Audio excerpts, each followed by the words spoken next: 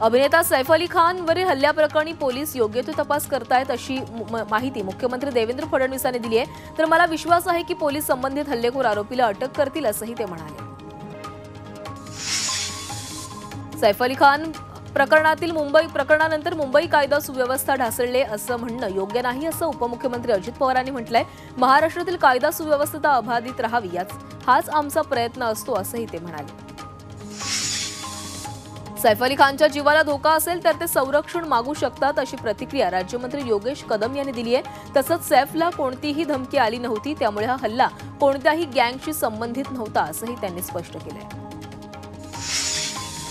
सैफ चाकू हल्ल्याप्रकरणी नवा सीसीटीव्ही व्हिडिओ समोर आलाय। सुरुवातीला आरोपीचा इमारतीतून खाली उतरतानाचा व्हिडिओ समोर आला होता, आता आरोपीचा इमारतीत वर चढतानाचा व्हिडिओ समोर आलाय। वेगवेगळी 20 पथकं आरोपीचा शोध घेत आहेत। दरम्यान आरोपी विरारला पळून गेल्याची माहिती मिळते। सैफवर चाकू हल्ला करणाऱ्या आरोपीचा पोलीस शोध घेत असतानाच वर्सोव्यातील एक सीसीटीव्ही समोर आलाय। या सीसीटीव्हीत सैफ अली खानवर हल्ला करणाऱ्या आरोपीशी साम्य असलेला चोर सीसीटीव्हीमध्ये चित्रित झालाय। या चोरानं वर्सोव्यातील एका इमारतीच्या फ्लॅट बाहेर बूट उचलल्याचं दिसतंय। संतोष देशमुख हत्या प्रकरणात योग्य तपास सुरू असून आरोपींना कुठल्याही परिस्थितीत सोडणार नाही असं वक्तव्य मुख्यमंत्री देवेंद्र फडणवीस यांनी केलंय। तर तपास यंत्रणांवर दबाव न आणता त्यांना काम करू दिलं पाहिजे असंही फडणवीसांनी म्हटलंय। बीड प्रकरणातील कोणत्याही आरोपींना पाठीशी घातलं जाणार नाही, आरोपींवर कठोर कारवाई केली जाईल असं वक्तव्य मंत्री शंभूराज देसाईंनी केलंय। राज्यात कायदा सुव्यवस्था राहिली नसल्याची टीका आदित्य ठाकरेंनी बीड प्रकरणावरून सरकारवर केली आहे। संतोष देशमुख हत्या प्रकरणी सरकार धनंजय मुंडेंचा राजीनामा का घेत नाही असा सवालही त्यांनी उपस्थित केलाय। सतीश चव्हाणांनी राष्ट्रवादी शरदचंद्र पवार पक्षाला सोडचिठ्ठी दिली आहे। आज राष्ट्रवादीमध्ये ते प्रवेश करणार आहेत। शिर्डीतील अधिवेशनात जाहीर प्रवेश करतील। सतीश चव्हाण मराठा पदवीधर मतदारसंघाचे आमदार आहेत। मुख्यमंत्री 20 ते 24 जानेवारीला दावोस दौऱ्यावर जाणार आहेत। 2018 नंतर फडणवीस प्रथमच दावोसला जाणार आहेत। फडणवीस वर्ल्ड इकॉनॉमिक फोरममध्ये सहभागी होतील। 19 जानेवारीला मुंबईतून ते रवाना होणार आहेत। उपमुख्यमंत्री एकनाथ शिंदे महाराष्ट्रात आभार यात्रा काढणार आहेत। कोल्हापुरातून आभार यात्रेला सुरुवात होईल। जवळपास 2 महिने ही आभार यात्रा चालणार आहे। महाराष्ट्रात शिवसेनेची मोठ बांधण्याचा प्रयत्न यात्रेतून केला जातोय।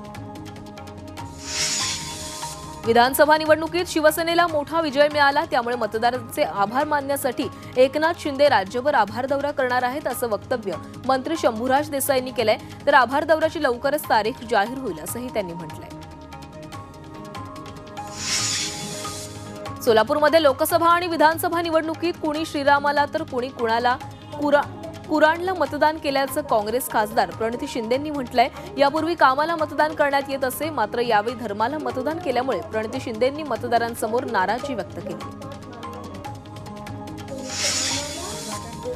उपमुख्यमंत्री अजित पवारांनी भर सभेत पीएचईत शाळा घेतली आहे। भाषण फक्त ऐकू नका, बोलतोय त्याची नोंद ठेवा।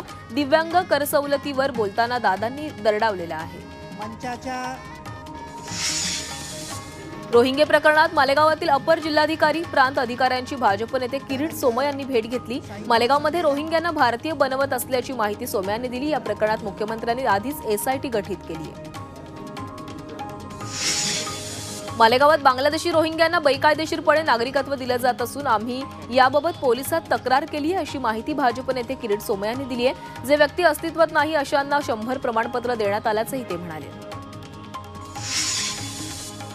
एसटी महामंडळ दरवर्षी स्वमालकीच्या 5000 साध्या लालपरी बसेस खरेदी करणार असल्याचं परिवहन मंत्री प्रताप सरनाईक यांनी सांगितलंय। यासाठी महामंडळ अंतर्गत पंचवार्षिक नियोजन करण्यात येणार असून महामंडळात यापुढे कुठल्याही पद्धतीनं भाडेतत्वावर बसेस न घेण्याचा महत्त्वपूर्ण निर्णयही घेण्यात आलाय। महाराष्ट्र कर्नाटक सीमा प्रश्नाबाबत राज्यातील 48 खासदारांनी एकत्र यायला हवं अशी मागणी काँग्रेस खासदार शाहू छत्रपती यांनी केली आहे। तर राज्य सरकारनं याकडे गांभीर्याने लक्ष दिलं पाहिजे असंही ते म्हणाले। महाराष्ट्र एकीकरण समिती पुन्हा आक्रमक झाली आहे। समितीनं कोल्हापूर जिल्हाधिकारी कार्यालयासमोर धरणे आंदोलन केलं। सीमा लढ्याकडे लवकरच लक्ष वेधण्यासाठी सरकारचं लक्ष वेधण्यासाठी हे आंदोलन करण्यात आलं। नागपूर गोवा शक्तीपीठ महामार्गाविरोधात सांगलीत शेकाप पक्ष आक्रमक झालाय। महामार्गासाठी जमिनीच्या सर्व्हेसाठी येणाऱ्या अधिकाऱ्यांना थेट विहिरीत फेकून देण्याचा इशारा शेकापकडून देण्यात आलाय। तसंच थेट शेतकऱ्यांच्या बांधावर जाऊन महामार्गाविरोधात जनजागृती सुरू करण्यात आली आहे। नांदेडमधील शेतकऱ्यांनीही शक्तीपीठ महामार्गाला विरोध केलाय। महामार्गाच्या प्रस्तावित रस्त्यात अर्धापूर तालुक्यातील काही जमीन जाणार आहे, मात्र ती बागायती शेती असल्यामुळे शेतकऱ्यांनी महामार्गाला विरोध केलाय। तसंच महामार्गाविरोधात साखळी उपोषण करणार असल्याचा इशाराही यावेळी देण्यात आलाय।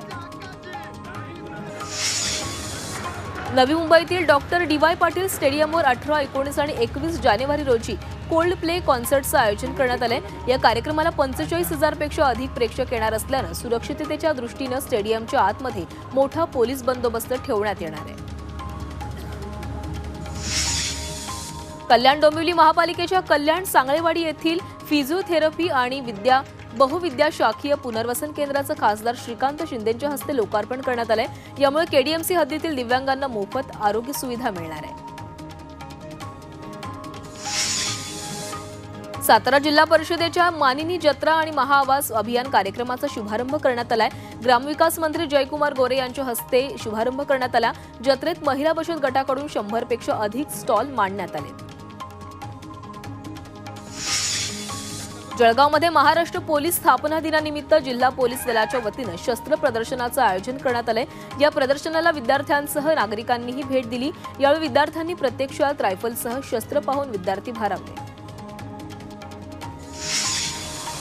बदलापूर पश्चिमेकडील वडवली स्मशानभूमीत उभारण्यात आलेल्या बायोगॅस प्रकल्पात मोठा भ्रष्टाचार झालाय। या प्रकल्पातून एकही युनिट वीज निर्मिती झालेली नाही असं असताना पालिकेकडून ठेकेदाराला लाखो रुपयांची बिलं अदा करण्यात आली असा आरोप भाजपचे ठाणे जिल्हा महामंत्री आणि माजी नगरसेवक संभाजी शिंदे यांनी केला आहे। कोल्हापूरच्या शिवाजी विद्यापीठाचा 61वा दीक्षांत समारंभ पार पडला। राज्यपाल राधाकृष्णन यांच्या अध्यक्षतेखाली आणि मंत्री चंद्रकांत पाटलांच्या हस्ते पदवी प्रमाणपत्र वितरित करण्यात आले। 14,269 विद्यार्थ्यांना पदवी प्रदान करण्यात आली आहे। राष्ट्रीय शैक्षणिक धोरण राबवण्यात महाराष्ट्र राज्य अग्रेसर असल्याची माहिती उच्च व तंत्र शिक्षण मंत्री चंद्रकांत पाटील यांनी दिली। आधुनिक भारताच्या प्रगतीसाठी राष्ट्रीय शैक्षणिक धोरण महत्त्वाचं आहे। विद्यार्थ्यांना फक्त शिक्षण द्यायचं नाही तर योग्य संस्कार, नैतिकता आणि गुण द्यायचे आहेत असंही त्यांनी म्हटलंय। चंद्रपूर महाऔष्णिक वीज केंद्राच्या वाढत्या प्रदूषणाविरोधात सुधीर मुनगंटीवार यांनी प्रकल्पाची पाहणी केली। अधिकाऱ्यांसोबत उच्चस्तरीय आढावा बैठक घेत त्यांनी महत्त्वपूर्ण सूचना केल्यात। चंद्रपूरकरांनी वीज निर्मितीसाठी सहकार्य करायचं आणि सरकारनं चंद्रपूरकरांना माती खाऊ घालायची हे चालणार नसल्याचा इशारा त्यांनी दिला।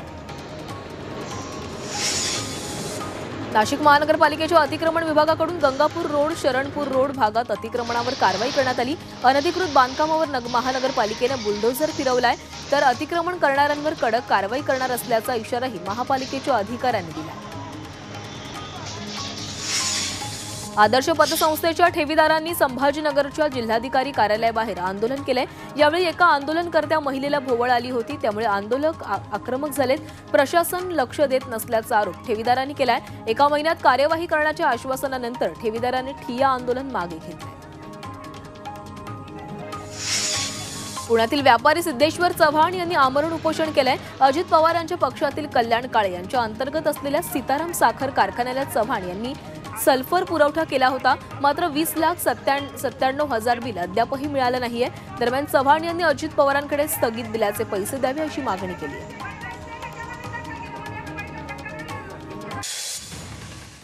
अहिल्यानगरच्या पारनेर तालुक्यातील खडकवाडी इथं बिबट्याच्या हल्ल्यात 9 वर्षीय मुलीचा मृत्यू झालाय।